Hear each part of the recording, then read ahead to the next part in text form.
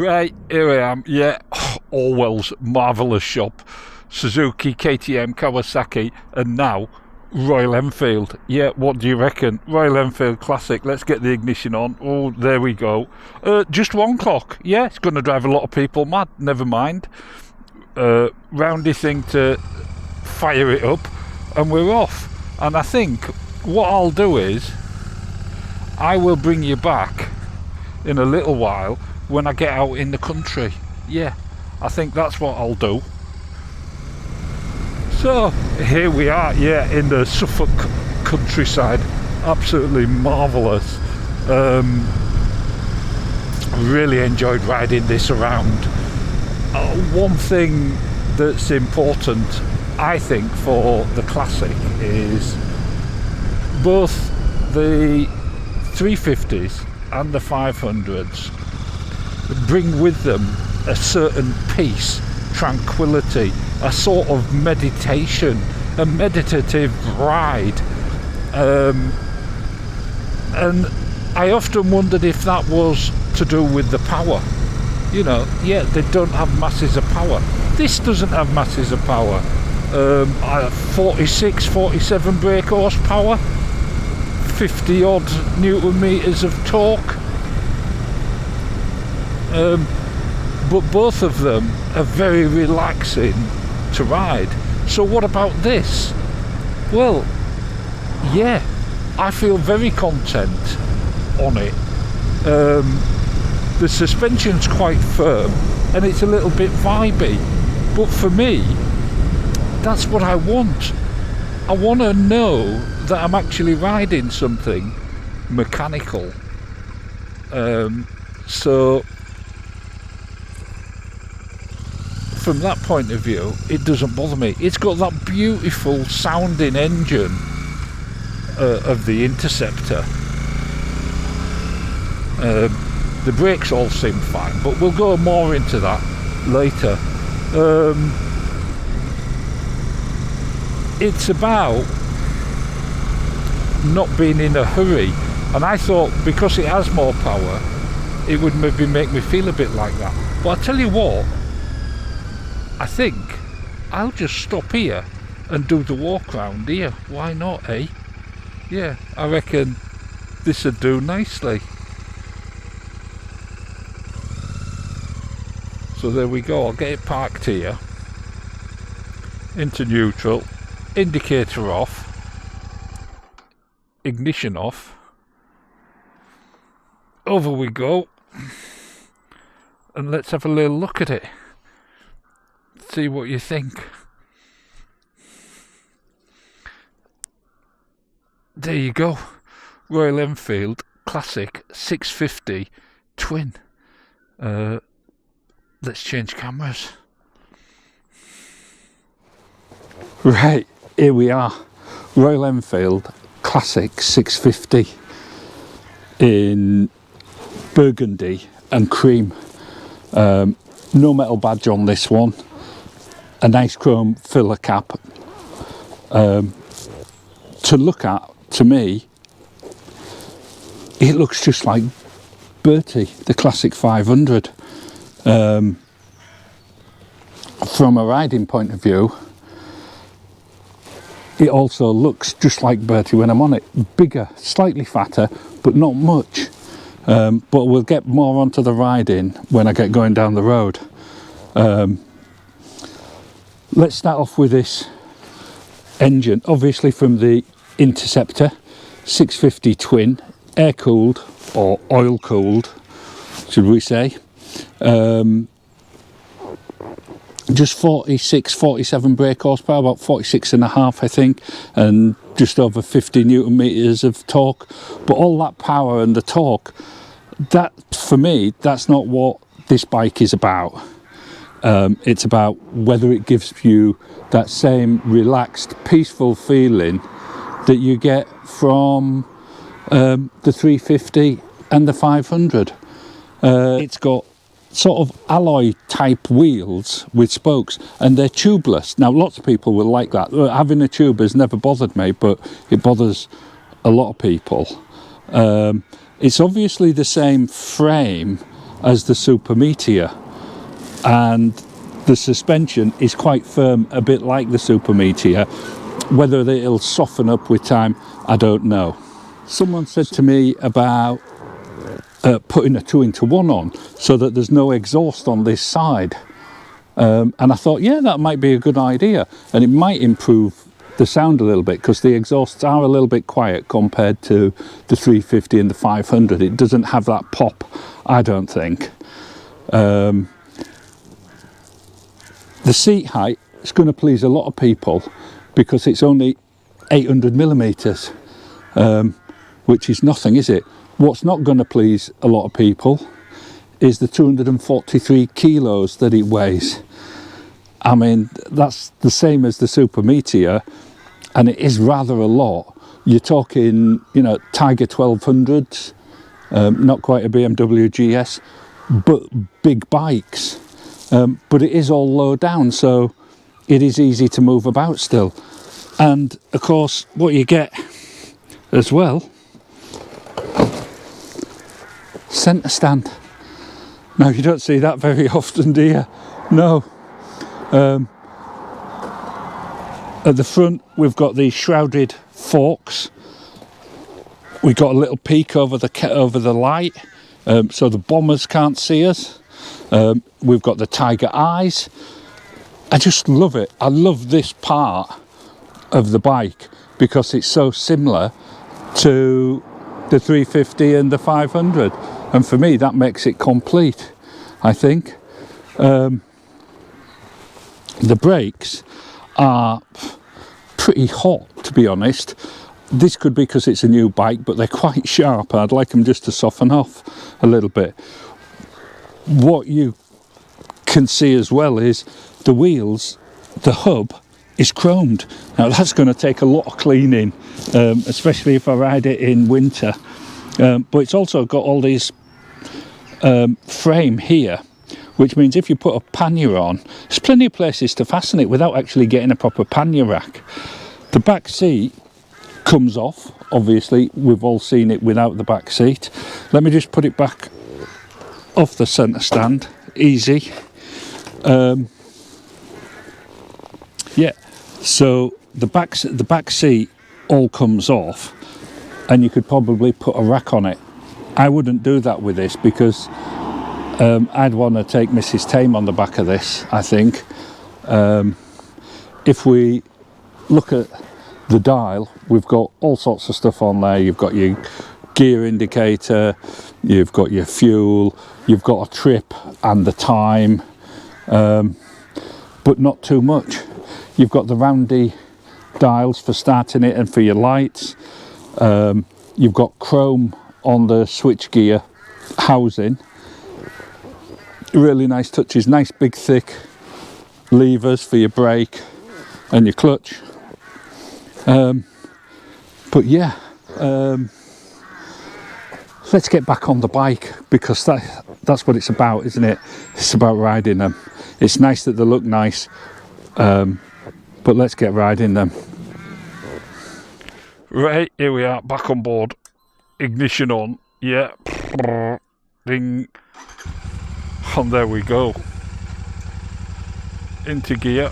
Let's get it turned around. Easy to manoeuvre. And let's get on the road.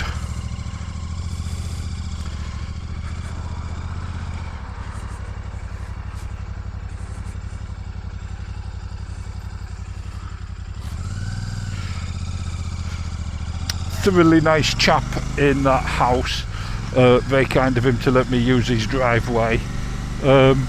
Yeah, but back to the bike, eh? Like I say, this bike for me is not about the power. It's about the feeling that it gives. It's nice that it's got a bit more power than the 350 and the 500. It's nice that it's a little bit smoother, a little bit more refined as well.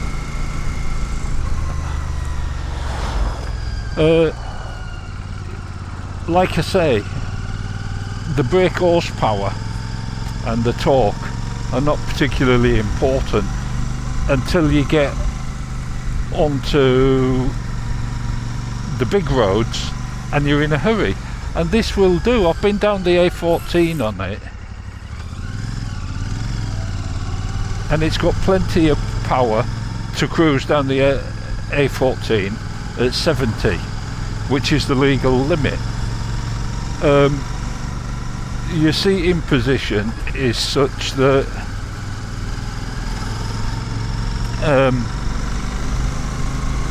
you wouldn't want to go much faster than that, because you're getting blasted from the air.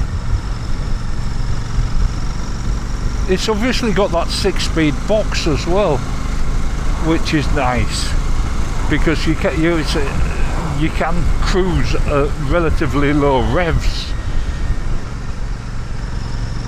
The handling of it is absolutely fine for what it is. It's not a sports bike. The suspension is firm, yes, like it is on the Super Meteor and the Shotgun. Let me get the visor down a little bit. But am I getting the same sort of relaxed feeling? Does it make me ride like a lunatic, or does it allow me to, or even encourage me, just to relax a bit, to switch off from life's stresses? And I think it does. It's so nice. Here I am doing 50, which I could easily be doing on Bertie, but Bertie is okay on the A14, but you wouldn't want to go very far on it on the A14, whereas this, I think, is the only bike that you would ever need. And I thought that a little bit about Bertie, but of course when you're in a hurry and you need to use the big roads, oh, lots of gravel there, and I'm in 6 and it's pulling up this hill, no trouble at all, even at a low speed. But I guess what I need to do is do the senses test. And to start with, what does it taste of? Well, in this colour, it's sort of like a traditional sweet, a rhubarb and custard maybe, or rhubarb and vanilla. Yeah, absolutely marvellous. And it would last for quite some time, and be very sweet, sugary, a boiled sweet. Yeah, marvellous.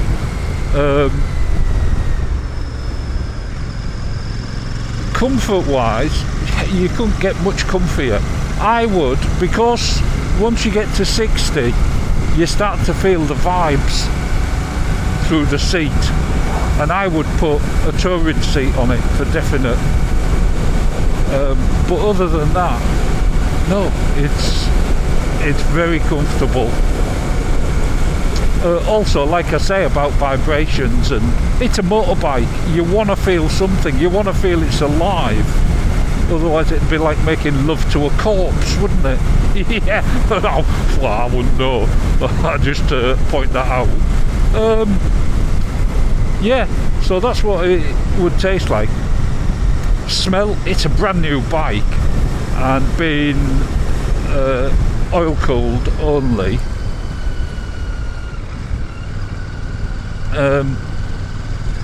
just warm metal. Yeah, lovely. No smell of burnt oil or petrol or anything.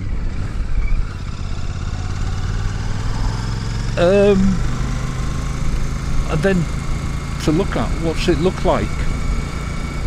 Well, it looks like a Royal Enfield Classic. Yeah, it does. As close as they're going to be able to do it. Would it have been better as a single? I don't know. to tell you the truth. I love this engine, this Interceptor engine, always have, and up to now Royal Enfield had never made a bike with it that actually fitted me properly, otherwise I'd have had one. Does this fit me? Yeah, it fits me. So yeah, so to look at, it's a looks like a Royal Enfield Classic, because that's exactly what it is.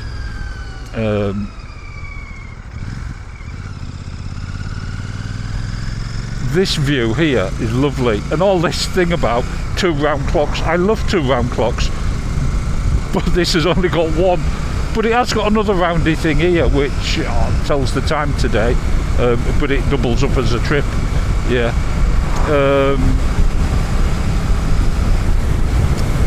So what next? To touch and feel, lovely shapes, absolutely lovely shapes. I love this. It's like an upside down heart, that's what I always think of it as. And the tiger eyes and the curves, the little bulbs, I love it. I love the shape of the backlight, that little round light. Yeah, the quality is just about there, I would say. When I say about there, I mean to the highest standard that you could expect from any manufacturer.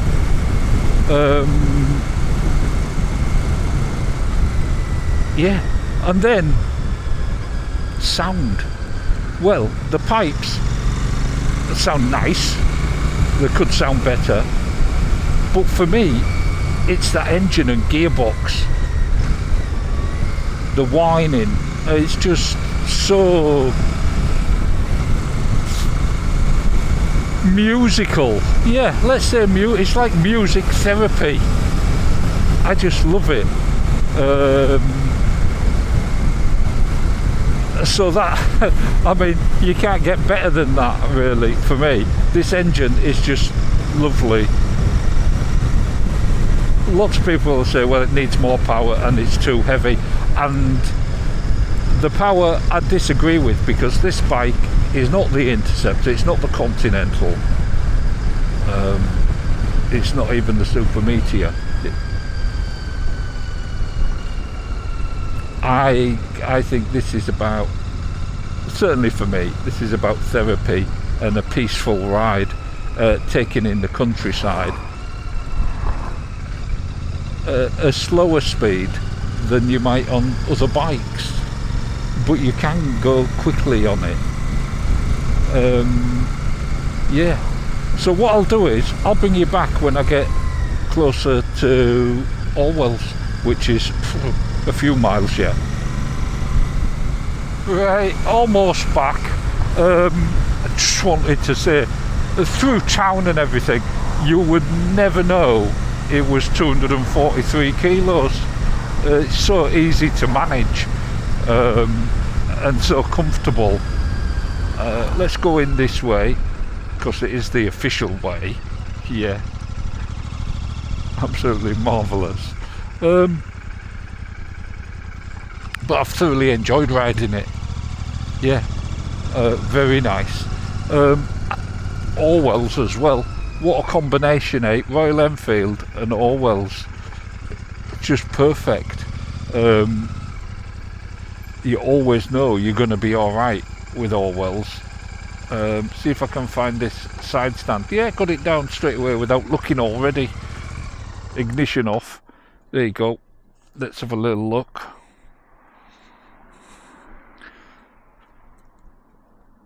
There you go. Royal Enfield Classic 650 twin. Here at Orwell's. Absolutely marvellous. What a combination.